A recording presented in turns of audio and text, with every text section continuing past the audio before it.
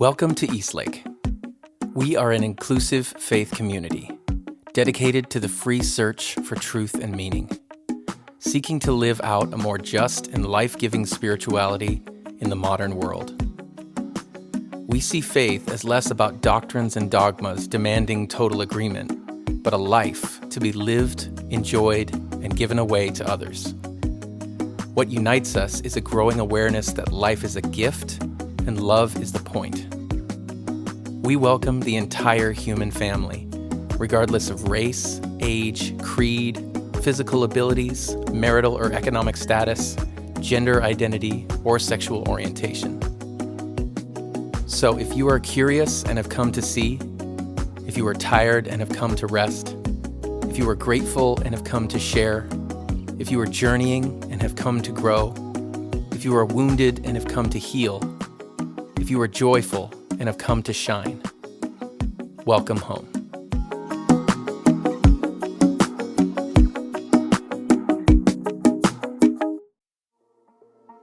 Today, Dr. Sarah Hanson talks with Sarah Nystrom as they wrap up our series on grief.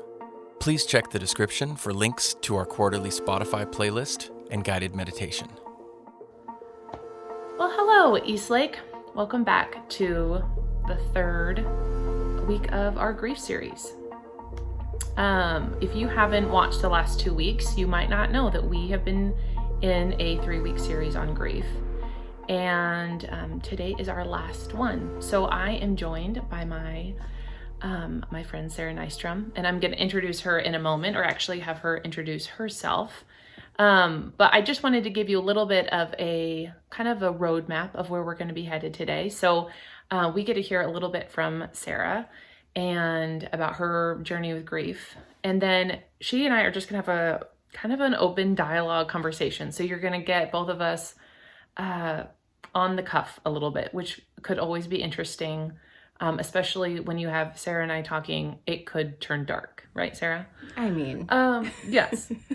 And then we're going to be sharing about kind of the what to do's and what not to do's, in terms of maybe if you yourself are going through a season of grief. It might be a chance just to hear and relate to some of the things that people can sometimes do, perhaps with good intentions, but that can be hurtful or painful. And we're going to also be sharing for people that are supporting those who are going through grief and the grieving process, what might be helpful and not helpful. And then lastly, Sarah and I are each going to share a grief, like a grief practice that we have found to be helpful. So before we begin and before Sarah gets to introduce herself, I just wanted to give a small trigger warning, in just the sense that obviously we're going to be talking about some difficult things, parental death, parental estrangement, infertility, chronic illness, and honestly, some of the responses that Sarah and that I've heard of in response to grief can be just painful to have to kind of relive. And so we just wanted to give kind of that warning out of the gate, and just encourage you to take care of yourself as you're listening. So Sarah, would you mind just kind of introducing yourself and sharing a little bit about your story? yeah, absolutely. So Sarah Nystrom, Washington, born and raised, went to Seattle Pacific University, graduated with a degree in English, went to UW for getting a certificate in editing, getting my MFA in creative writing. So I'm a word nerd, definitely. I have books, like my to-read list is probably, one of those things that is never going to be accomplished over the course of my life, but I keep buying books anyway. And speaking of the grief journey side, I should probably mention I am married to the very wonderful Aaron Nystrom. Yes. He plays key parts in my story. So I, at age 3, was diagnosed with juvenile rheumatoid arthritis. And, that resulted in lots of medications, doctor visits, surgeries, just pain, lots of pain. Then 5 years ago almost, I was diagnosed with multiple sclerosis, which is something that both my mom and my grandma had, which kind of, it's like a 0.9% chance that I would get MS. So I call myself a 1%er. Or a unicorn, just rare. And then the last, 2 years ago, I had to have a hysterectomy, and that came after over 5 years of an infertility journey with IUIs, IVF, and the MS, of course, complicated that journey. But my mom passed away. This sounds like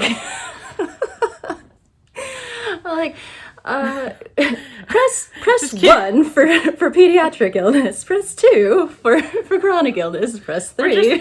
You're covering the gamut. Exactly.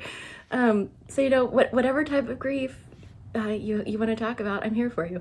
My mom passed away from complications of her MS 11 years ago, and about 5 years ago, my dad stopped communicating with me. So, it's been an interesting last decade, to say the least. Which is interesting. I think that's as long as I've known you. I think it's been about 10 or 11 years. Mm-hmm. Yeah, we met at Eastlake. Yeah. Yes. Okay, well, I think everyone listening needs to, take a breath and realize, yes, that is a lot, and it's a lot for such a young life.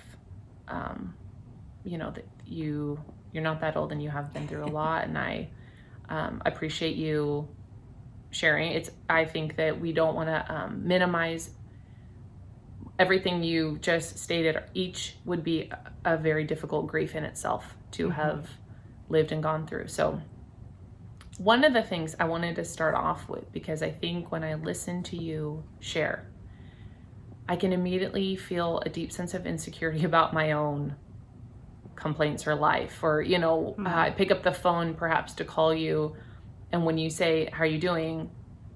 I hesitate to say, oh, it's so hard right now.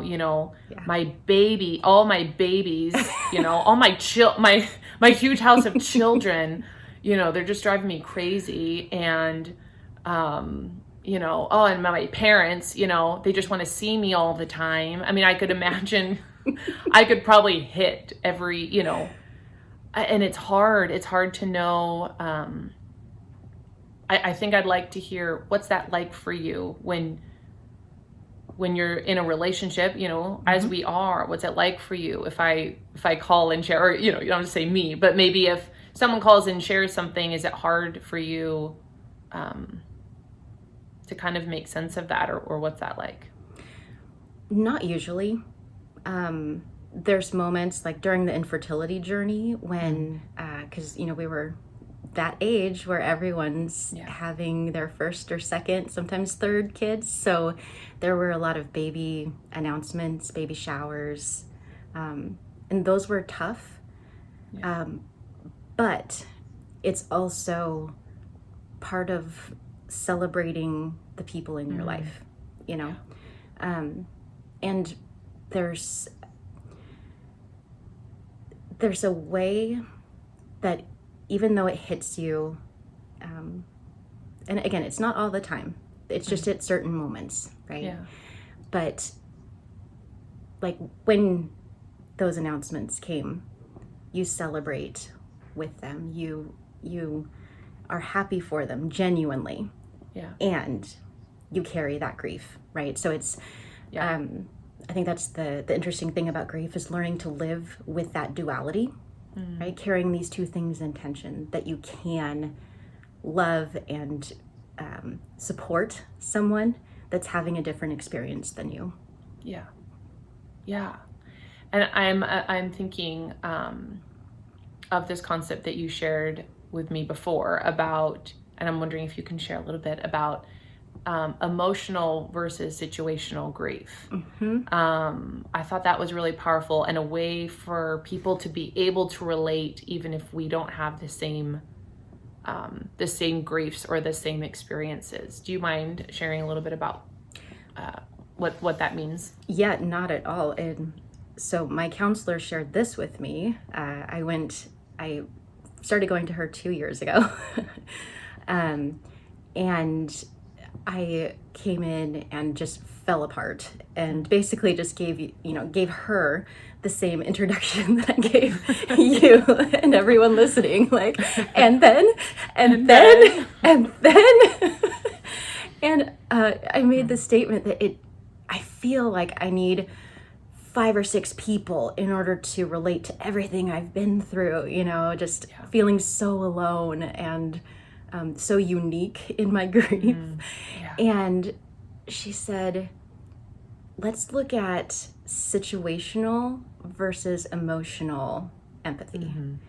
And like, what?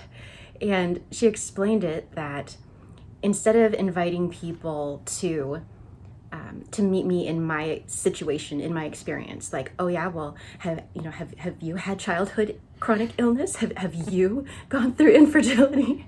Do you suffer with MS? Break away from those specifics. Name what I'm actually feeling and experiencing, and then invite that person to remember a time when they felt that way. So, for example, with the MS, fatigue is terrible, absolutely terrible. And I don't sleep well, right? You go through phases where you're so tired, but you can't sleep. So instead of saying, oh, yeah, is your body fighting you at every turn? Asking, like, my parent friends when their baby has been up all night, right? They're exhausted. And so inviting them of, hey, do you remember when your kid cried all night? Like, how tired you were, right? And then so there's a point of connection there that it's not a comparison, right? And that's what I think people, like you said, they feel that it's like oh, well, I don't have the level of suffering or grief that you do. But we all have similar experiences as just being human.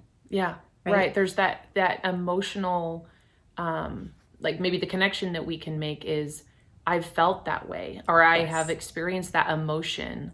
And how important it is then for, even you and I in a relationship with each other, it's like our job then is to make sure that I'm paying attention to my own emotions and feelings, so I can say to you, not I know exactly how that feels, but I can do a good job of imagining, okay, fatigue, I have felt that, and we can, there could be some connection there, not that we have to have the exact same lived experience. So I love that emotional versus situational empathy is so helpful. I was thinking that in those lines, in the that we each have this unique grief experience, really, right? That you could even meet someone else that maybe has had a few of those same experiences you have, but you might not even feel like it's the same. You won't feel like, oh my gosh, this is exactly the same, right? And so even recognizing a room full of parents who have lost a child are going to have vastly different experiences, vastly different emotions, feelings, and we can't assume a one size fits all. Exactly. And I think that one of the things you and I have talked about is Kubler-Ross, right? So Elizabeth Kubler-Ross, Swiss psychiatrist, 1969, she introduced these five grief states in her book on death and dying. And the book was really geared more towards people dealing with terminal illness themselves, right? And so maybe some of them, the stages you would go through, if you were actually, her book is called On Death and Dying. It is explicitly titled that way. Some people have taken like this to mean I'm going to go through first denial, then anger, and then as though it's like stepping blocks, and then once I get to acceptance, I'm good to go. Right. And that was never her intention. No. And it's kind of been misused that way. And I can understand people, even hearing them, you can feel people cringing at the thought of like, that we're going to say, yes, here's your 5 stages of grief. It's not that clean. Exactly, right? What I appreciate is the thought, though, that there are 5 common grief emotions. Yes. That most likely people who are grieving or who will grieve are going to experience along the lines. Yes. Some of these. So I'll repeat them for people in case they don't know. A denial, and we don't even have to say first because they can come at any order, right? So denial, anger, bargaining, depression, acceptance. Mm-hmm. Can you share? I think sometimes some of them can make sense just when you hear it. Anger, right. It's like we know what that is. But can you give us an example in terms of denial? I feel like that one is sometimes hard to to put language to. Yeah, it's definitely misunderstood because it sounds like, if you're in denial, you're saying, oh, the death didn't happen or the diagnosis didn't happen. And that's not at all what Kubler-Ross meant by that. And I had kind of an aha moment about denial after my mom passed. And I was going through DSW trying to pick out some cute shoes.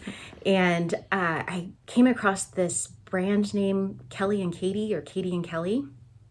And cute shoes too, by the way.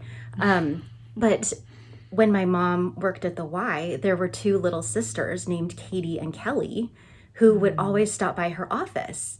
And I grabbed my phone, like smiling, laughing, like, oh my gosh, my mom is not going to believe this. And went to call her and realized, wait, I can't, And that was kind of my awareness moment around denial. And my counselor, who I was seeing at the time, explained it as it's your brain protecting you from being overwhelmed by the new reality, right? It's a period where you're integrating the new truth, like the new reality, and reconciling with the past, right? Like my mom was here and now she is not. And as you're adjusting into the new, she's not here, like how does that life look? How do relationships look? That's denial. Yeah. And you know what, I as you're talking, I'm thinking of clients that speak about the person in present tense. Yes. Like they use present. You're literally talking about like their, this person's death or the fact that they died, but they're talking about it. They refer to the person in present tense. Yes. And I hear it, because I think, again, a person on the outside of it is almost like you overhear it. It's almost like so obvious, but they don't notice in some ways that they're speaking about it in the present tense. And I think, like a side note, don't correct people. Yes. Like the denial is not unhealthy. Yes. It's not like I appreciate what you're saying. Like it's not that you're denying it happened. It is you can see that it's almost like this transition period of making sense of it and giving people almost using the same present tense. Yes, exactly. Kind of taking the cue from the person. That's a great point. Yeah. Yeah. In terms, so when I think about some of these emotions and feelings, I'm wondering, even in that moment or other moments where you've experienced one of these, when you're in it, is it helpful, maybe after the fact, if you can identify that it's one of those, anger and denial, bargaining? Yes. Is that a helpful thing in your grief process? Absolutely. Oh my goodness, absolutely. After my mom passed, the shift in how my brain worked and my emotional state, I felt like I was going crazy. Yeah. Like I really felt like, uh-oh. And I told my counselor that, and she very graciously said, no, this is your body and mind protecting you, right? This is what your brain does to help you process, right? You will feel the full spectrum of emotions again eventually, right? It won't just be the 3 settings of, tears, rage, numbness, like you will feel that full spectrum again in time once your brain understands that it's safe for you to. But if you felt all the emotions now, it would overwhelm you. So that helped. And then being able to title that, picking up my cell phone in DSW as, okay, that's denial, right? It really helped kind of like break that fear of, oh my gosh, I'm broken, right? Like, this, like there's something really wrong. Did I not remember my mom died? Yeah. Like, so being able to title it denial, it's like, okay, it's all good. But maybe only you. I can imagine, like, if someone was like, well, that's your denial. It's like, right. Maybe give the person permission to, if you're having an angry moment. Here's what I thought is like, probably not every angry moment is a grief anger moment. Right. Like when you get cut off on the freeway, or when Aaron doesn't put away his socks and you feel, Aaron, that feeling of anger, would you say is different? Can you decipher between like, I'm feeling angry, like grief anger and other, is there a difference for you? Vastly for me, right? And again, it's going back to that grief experience. Sure. It's going to be different for everyone, right? Kind of like with MS as a chronic illness, there's it's so personalized and individualized that, I have MS. I know 3 other people that have MS. We all have different MS, right? Yeah. So it's the same with grief, right? So if I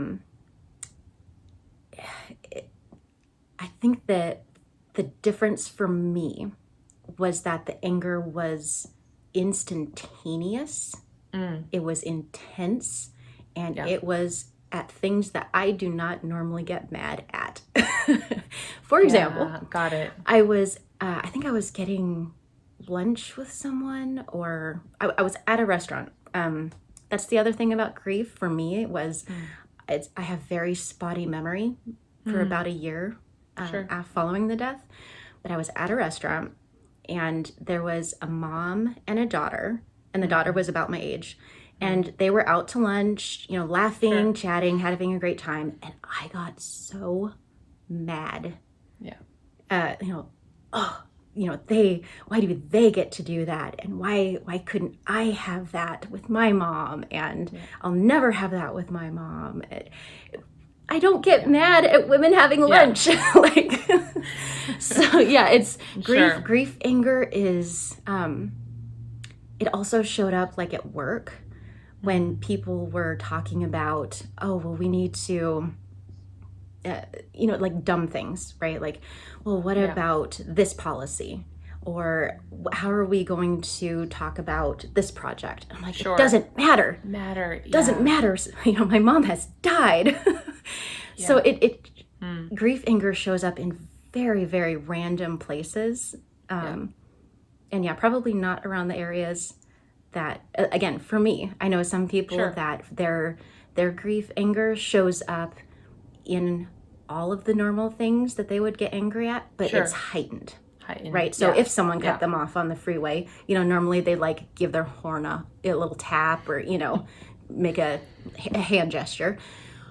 Yeah. But, after a grief, they might speed up and follow that person, get a little more aggressive, right? So it's just, it's personalized, but it's real. Yeah, absolutely.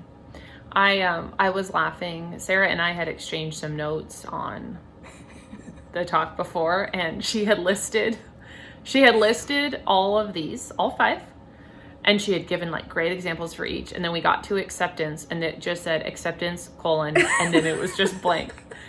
And I thought, that makes a lot of sense. It makes a lot of sense for who Sarah is, and also it just made me laugh so hard that it was just blank. And what's interesting though is when I thought about acceptance, I actually used something that Sarah has shared with me, and so I'm giving her credit for that. But when I think of acceptance, I think sometimes, which I'm guessing is why there's a hesitancy to even write an example of it, is acceptance can kind of sometimes sound like the person has decided it's all okay. Like, this is all fine. I'm totally accepting of everything that happened, as though you're kind of putting your stamp of approval on it. And that is not in the least of what acceptance, in my mind, signifies. And I think of it more as almost on a day-to-day basis, getting to a point of acceptance so you can have a conversation with a friend and laugh really hard about something, or be able to function at work, right? Mm-hmm. Like, you have to come to a level of acceptance to be able to function and do the things you need to do throughout the day. That really is, in a sense, an acceptance. Also, I think of it as acceptance as learning to integrate, and your word is metabolize, which I love. Kind of metabolize grief, and so you can kind of carry it along with you. Yeah. Which is such a beautiful form of acceptance, right? Yeah. And my counselor gave me that word, and it, again, just struck me because my past view of grief was very much like you had said earlier of, okay, you got through it, pick up the lesson from it, and then put, like, wrap it up with a bow and move on, right? And that's absolutely, that's actually called denial. I learned. But acceptance is, metabolizing. Isn't that such a great... Yeah, it's so good. My counselor is phenomenal. But when she said that, I was like, oh my gosh, yes, because that means that you have to ingest it, right? Yeah, you have to break it down. There's activity and energy that's required to metabolize. Mm-hmm. And then on some level, it becomes a part of you, right? And when we talked about that, I kind of compared it, because I've had a lot of surgeries, and I have scars from the surgeries, right? It's proof that the trauma happened, and that I healed from it, but things are different, right? And the scar is there to prove it, but I don't have the pain that surgery helped fix. Sure. So it's, it's, acceptance is not, it's not stepping away.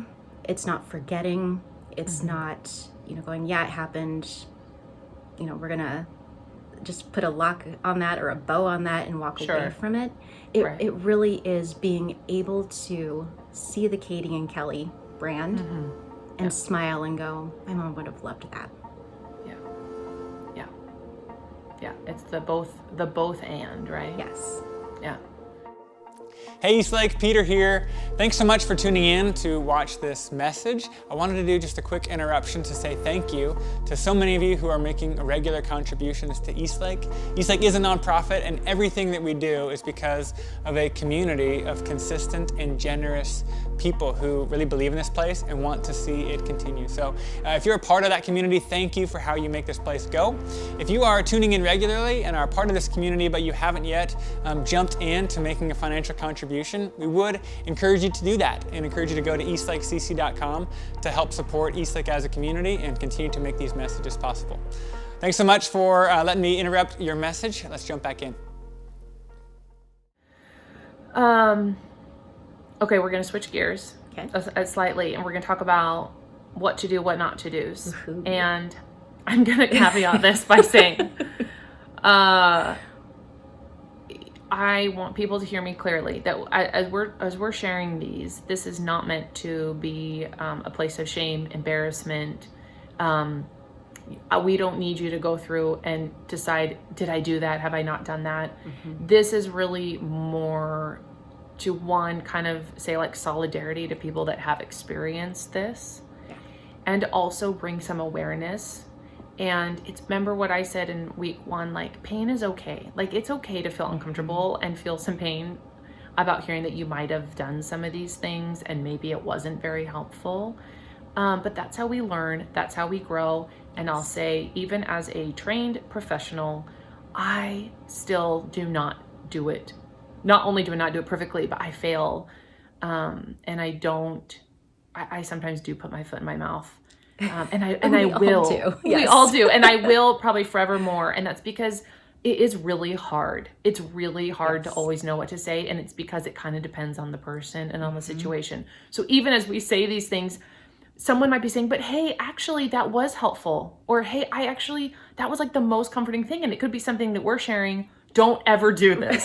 So you kind of do have to take this all with a grain of salt and recognize, like we've been saying over and over again, everybody is different. Every grief experience is different. We're going to kind of share this from our own experience and kind of what I've learned and heard over the years. So the first thing is avoid fixing. Okay. So a lot of times, and I've said this previously, but we don't like to see people in pain. And so we do want to fix things. And that's a good thing, right? If you see someone in pain, we should be helping them. It's okay to like take a sliver out of your kid's foot, like when they're in pain. So we're not saying that we're not, it's an okay thing for someone to be in pain. But what we're saying is a lot of times, sometimes the things we're offering for help, all the person is hearing is they just want me to stop feeling pain. So it could be, have you tried this vitamin? Have you gone to this therapy? You should read this book. This song really spoke to me when I was doing it. Yes. Do you have an example of someone, and again, we're not naming names, but people maybe that, again, good intention, but we're trying to fix things for you. Yeah. And you're so right. They're well-intentioned. And I think that's why, for most of the people, I didn't, it was irritating, but it wasn't infuriating, right? Yeah, because sure, I knew their hearts. I knew that they wanted to help me, right? And for example, I think it was just a couple of months after my mom died, some friends bought me a ticket with there was a large group of our friends that went to a concert, and like, oh, it's going to be so fun. We're going to go out to dinner before, and then, have fun at the concert, buy a couple drinks, and, just really have fun. And they kept emphasizing fun.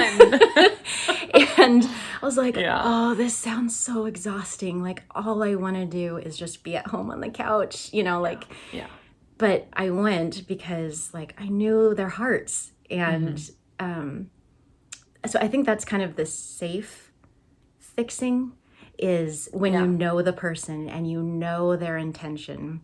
Sure. But there's definitely others where it's they almost tell you okay, your grief has timed out, right? You should be beyond this. You should be getting over this by now. Yeah. And that's definitely, so it runs the gambit. But yeah, I can imagine. The next one I wrote down was stay present. Don't rush someone to the next. Okay. And we'll kind of explain what that means. And don't be a future teller and don't make guesses. Okay. So kind of, my thought was don't, make, I can imagine someone, maybe a young person has passed away and someone says, well, maybe later in life he was going to be addicted to whatever, or he was going to be killed in a giant, just all the things that could have happened, right? That somehow someone's saying because that could have happened to him later, it's probably best that, they passed away now. And again, it's maybe you don't say things like that out loud. And if you need to, go say them to someone else, not in the test grief. it out. Yeah, test it out with someone else and say do you think this would be a helpful thing to share? And you know what? It's not bad. I think I want to say it's not bad to have those thoughts, right? But it's the sharing of them maybe that you want to think about. Right. Did people kind of, I don't know, were some of those platitudes used? Oh my gosh, yes. I think that's probably the most common type of response. Yeah. After the years of infertility, and even during the years of infertility, people saying, well, why don't you just adopt? It's like, why didn't you just adopt? Right? Like, are you kidding me? Like, oh my gosh. Yeah. And then at my mom's memorial, there were so many people because her MS was severe, and she was in a quadriplegic state when she passed. And she was young. She was only 55. And so people were coming up and saying, oh, at least she is not suffering anymore, right? Like, at least she's not in pain. What kind of a life would that have been anyway? It's like, that's... No. Just don't jump to the future. Don't put things on a kind of almost like a sliding scale of pain. Yeah, like, oh, it's so good that this didn't happen. Yes. Yeah. It's like, no, but this did happen. Right. So that's, I love that, staying present, because then you're with the person in the grief that they have, and you're not projecting. I mean, how helpful is that to say, like, oh, well, to use your example, oh, he could have just, have so much more trauma and pain inflicted on him. So I'm, glad that he went out this way. Like, oh my goodness, that's not, that's not helpful. Right. It's not helpful. And I think people, it comes from this place, right, that sometimes we're just unable to accept that, like, it's going to be, like, this grief will last. Yes. And we want people to just, again, it probably comes from that same place of, like, I just don't want you to be in pain. So I'm going to try to think of things to make this okay and to make sense of it. Like which we're going to talk about it in a minute, but just trying to make sense and give a reason. We're like, why did this happen? Oh, this is why it happened. And it feels good if we can come up with a reason for it. Right. And when we, like, the big, like thing is, like, that doesn't exist. Yes. Right? Yeah. And I would say, I think people, when they responded that way, it was either they wanted to kind of bolster me and say, at least she's not in pain anymore. Yeah. But on the other side, it's people are uncomfortable with pain and with grief. And so it's almost not 100% of people respond that way because they're concerned about the other person that's in grief. Yeah. It's that they themselves cannot approach grief without being very shaken. Yeah. And unfortunately, the person in grief has to kind of distinguish, like, okay, are you doing this because you is this for me or you? Exactly. Yeah, that makes a lot of sense. Either way, it's hurtful, but one way it's a little more, I guess, tolerable. Yeah, it's like you can maybe understand it, but again, it's putting a lot of responsibility on the shoulders of the person grieving. Yes. When they're having to decide that too, right? Yeah. And then we've talked about this a little bit, but just, like, not comparing grief. So it's just not a time for one's upmanship. Yes. And you've said, at least she's not in pain anymore. Yeah.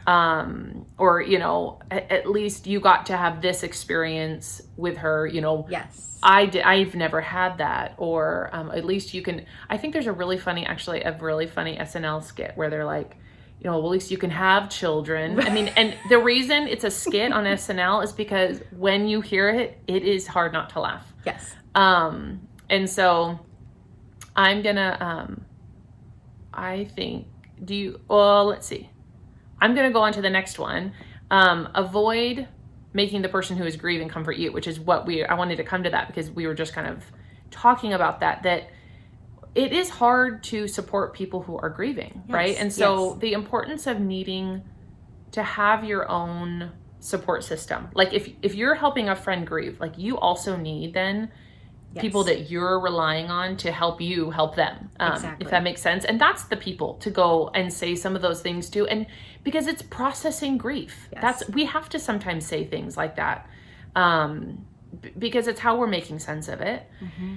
However, I've done the thing, and I've just done it lately, where I've texted friends, I feel like I haven't been there for you. I probably have texted that to you, Sarah Nystrom. Or, I feel like I'm not showing up for you like I wish I could. And all that really does is then force you, or people I've texted that to say, it's okay, you're good, you're doing enough. And then I can go, thank you, and like fall asleep. And the reality is, it really is forcing the person to validate then my own discomfort of not being able to show up the way that I would like to. Another way I think people do this is if there's a diagnosis, like let's say you're MS or it's cancer or some other illness, a lot of times people will ask questions right off the bat that are really asking, am I going to get this too? Right. And like, what's the likelihood of me getting it? And let me check out the symptoms I've been having lately to make sure that I don't have the symptoms that you've had. And it fully shifts the focus onto you or, onto the person instead of just being present in the story that they're sharing. And you know what? You can go and ask your primary care doctor or a friend about other things that you are fearful of. Go read on it, instead of making it the person who's literally just been diagnosed to be your teacher and your educator about their illness. Right. I don't know if you have anything to add on that, but I think I overly identify myself in that category sometimes. You're so funny. No, I don't remember at like any time feeling that from your text. So, that's kind. You're kind. But I don't think that there was any, at least I'm not remembering, I should say. Yeah. Any time that people like felt like, oh, MS, oh dear, like, oh, well, I've also been having, numbness in my arm, like, sure, it's probably tendonitis because but it's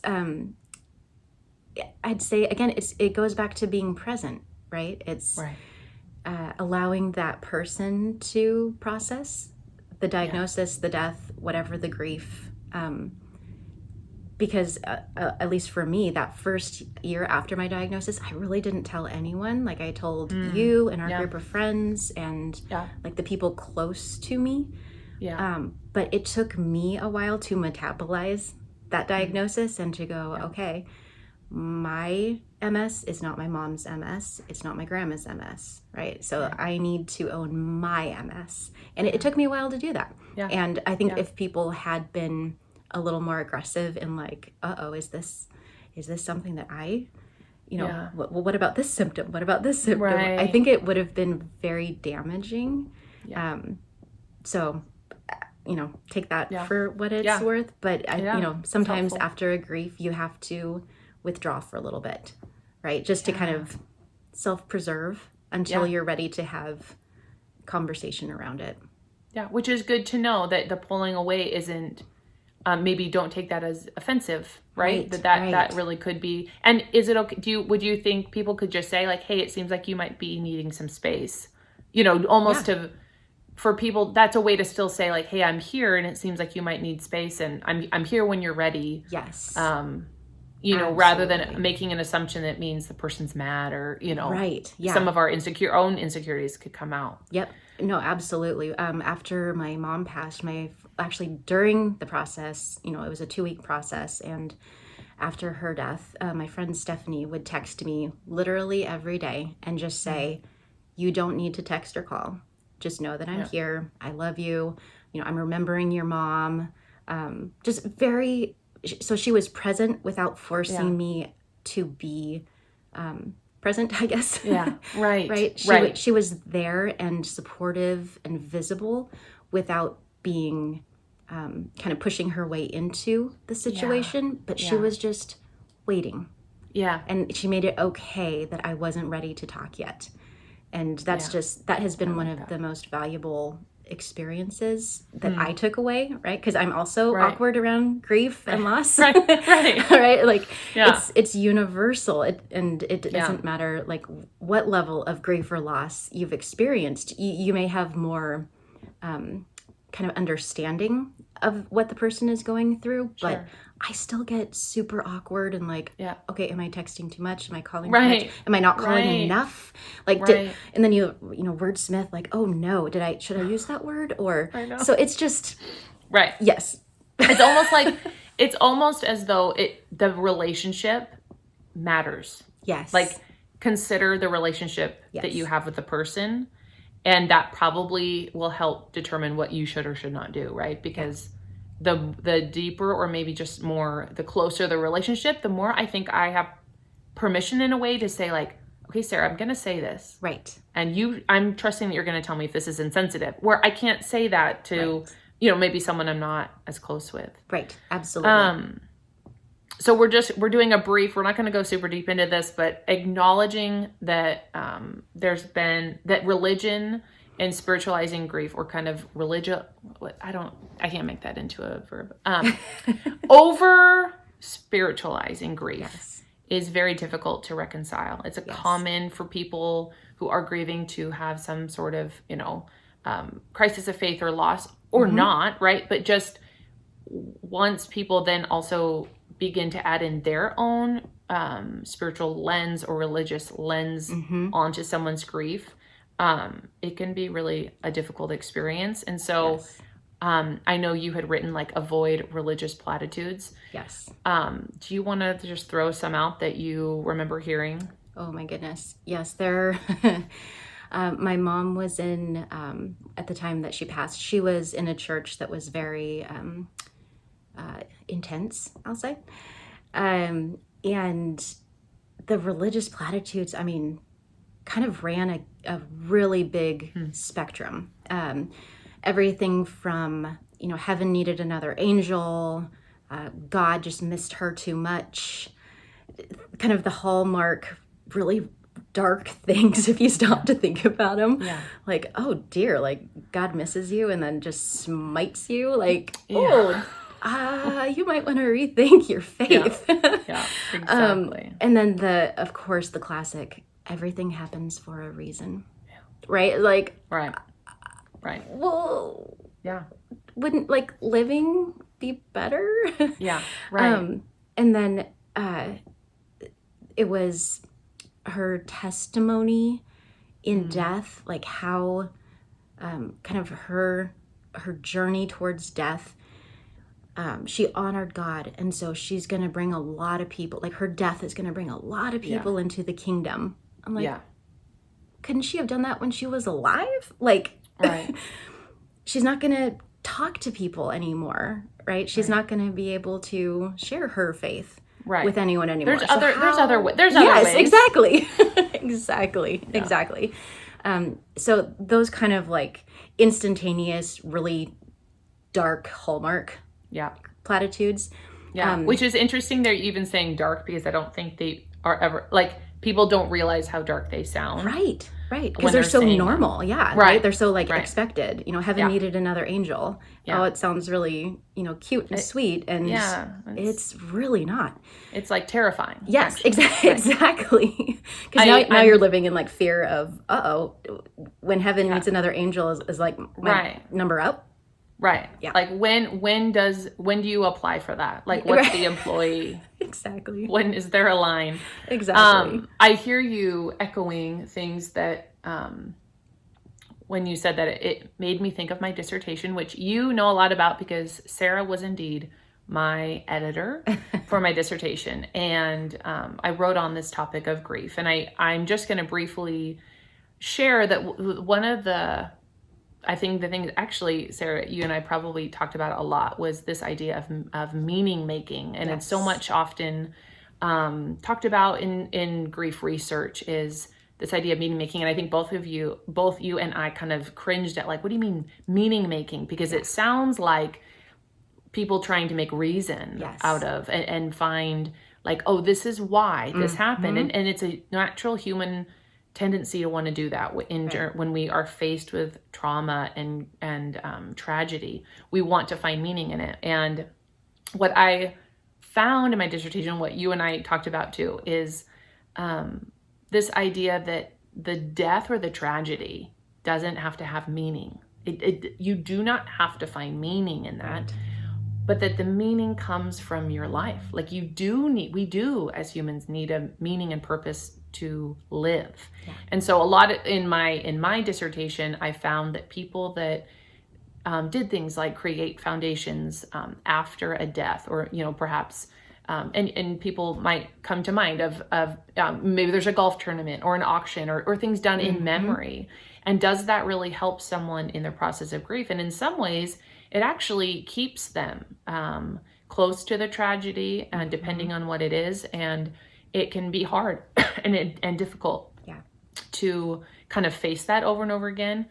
However, and I would say people on the outside tend to say, oh my gosh, this great thing wouldn't have happened if that person hadn't died, or this great thing. And I think sometimes the idea that gives meaning to the death is, it's like, ooh, let's back up and say that no, it actually is giving meaning to the people who are living. It might be giving meaning to their life, right? Yes. And it can be a great place for them to just learn how to live again post, the trauma or the tragedy that happened. Yes.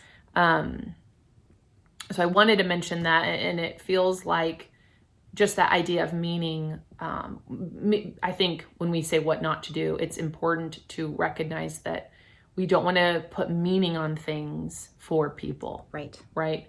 And again, I want to just kind of mention, like, we know that, and I know I have good intentions, and sometimes it's just not enough. Right. My good intentions fall short, and I have to be willing to say I'm sorry, or apologize, or recognize where I haven't done it well, and push myself to go beyond my good intentions sometimes. Right. Yeah. And that's, it's being, again, going back to being present, right? It's looking at the impact versus the intent. And that takes humility and bravery, right? Because, I mean, and it's so true. It's true in every aspect of life, right? Like, if Aaron and I are bickering and he says something and I realize, oh no, I was in the wrong. I can either dig my feet in, or dig my heels in and say no and double down, or I can pause and go, you're right, I am sorry. Right. And it's that's all it needs. Exactly. Right? It's not a reflection on your character or your intention. If you apologize, all it is it's recognizing the impact that your well-intention had on someone. Right. Right. And it's if your true goal is to help them, then what is it going to harm if you say, I'm sorry? I'm sorry. Yep. Exactly. It's like the relationship is the thing, right? Yeah. Okay, briefly, I want to get to our grief practices because I'm excited about them. So we made a really brief little list of what to do, because honestly, the best thing you can do is just show up and be present and get your own therapy and support, right? Like, make sure you're taking good care of yourself. Yes. Have boundaries with what you are doing for others so it doesn't become resentment building. Yes. Giving permission to the person grieving to not be okay. Like, it's okay that they're not okay. Yeah. And can you just sit with them? Yes. Again, we're not minimizing those things. They're still really hard to do, but it's simpler, I think, than what we imagine sometimes, right? Yes, absolutely. And the sitting with people, my friend Jenny, after my mom died, she brought a bottle of wine and literally sat on the couch and cried with me. Yeah. And we shared stories of our moms, and it was, it didn't require anything of me. And it was one of the most beautiful moments following my mom's death. Thank you. I appreciate that. Will you share your grief practice with us? Yes. So my counselor has been working with me on self-compassion and self-care, which I bristled at. Like, I don't like massages. I don't want to go get a facial, right? I don't want people touching my hair. I don't care I'm not going to go get my nails done. And she kind of chuckled and was like, yeah, that's products, right? That's capitalism selling themselves as self-care. Self-care, because I'm someone who likes to be productive, right? And I love to create. I love to write. Yeah. She goes, self-care for you might be putting time aside to write or read. Yeah. Self-care Yeah. might be getting something checked off of your to-do list that's been hanging over your head, right? Like making time to get it done. I was like, oh, I love that. okay, that I can do, right? I can get behind that. So that clarification kind of freed me up to start taking care of myself and to give myself compassion. And this is kind of a random example, but with the arthritis, my hands will sometimes get bad and like stiff and just not working well. And the other day I kept dropping my pen and I was getting so frustrated with myself. And I had to pause and say, okay, hands, I'm going to slow down and I'm going to listen to what you're telling me, which is I'm either moving too fast or I'm not listening to the pushback that you're giving me of I can't do this right now. But of just, and then not pushing that knowledge aside, right? Not going into denial. Right. And also not going into fear, right? Like, oh no, is this how it's going to be forever? Is where my brain usually goes in moments like that. But of just being present and giving myself that compassion and my body that compassion. And it's the same with grief. As you're feeling these things come up, as you are experiencing things, offer yourself deep compassion and grace. I love that. Mine that I just thought of, and I actually read in, so I didn't think of it. I shouldn't say I thought of it, but I thought to share of it, is in Megan Devine's book that we will obviously link. Is she talks about a writing exercise where you're pretty much, you're thinking about if your grief is a character who can come forward and speak, what kind of voice does it have? And so you take a few minutes to just be quiet, to sit down, and maybe you're closing your eyes and you're asking your grief, who are you? And what do you sound like? And what do you need to say?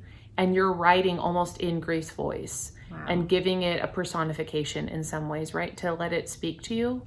And what I thought would be interesting is, what I love about that is you could do it throughout all of life, right? Because grief is so present. And it would be interesting too to track like how your grief's voice changes as you shift and change, and how you evolve and how it changes too. Yes.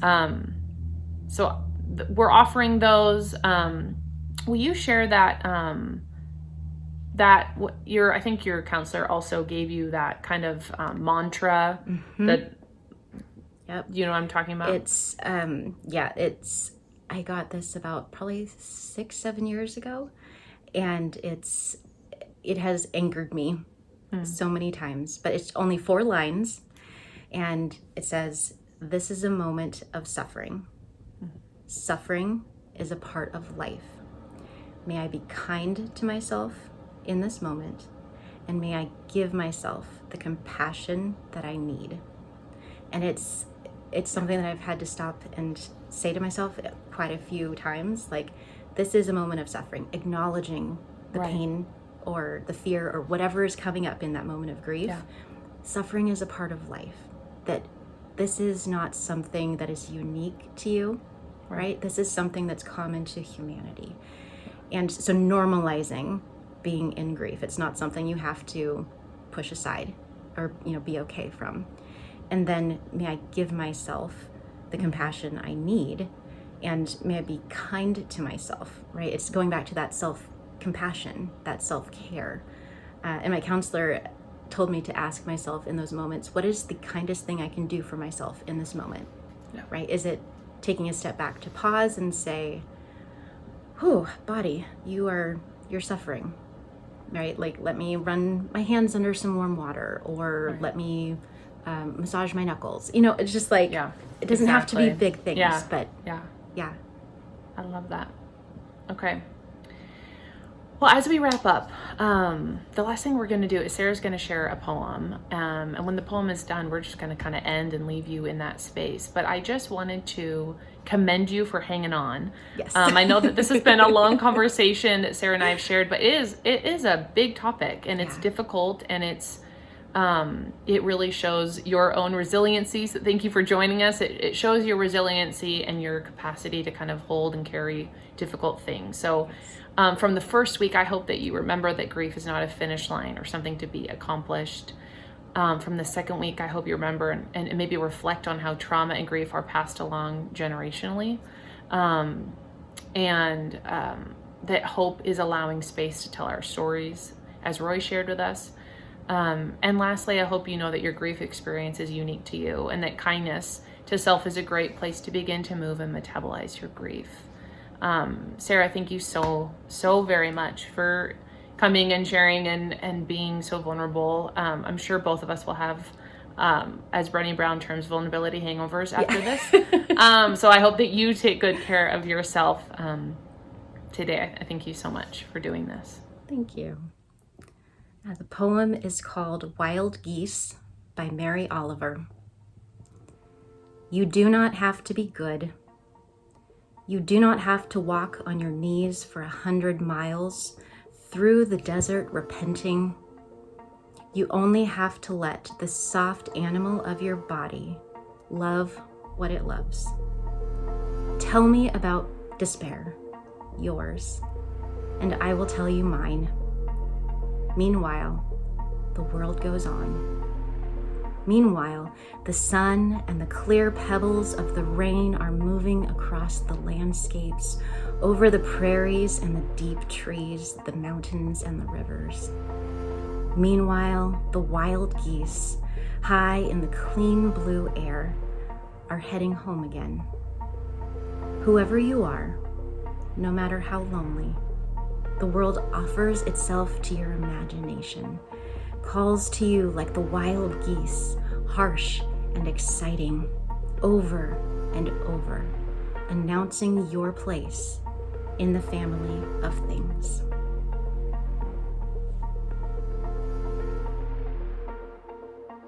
Thank you for joining us. To make a donation, head to eastlakecc.com/donate.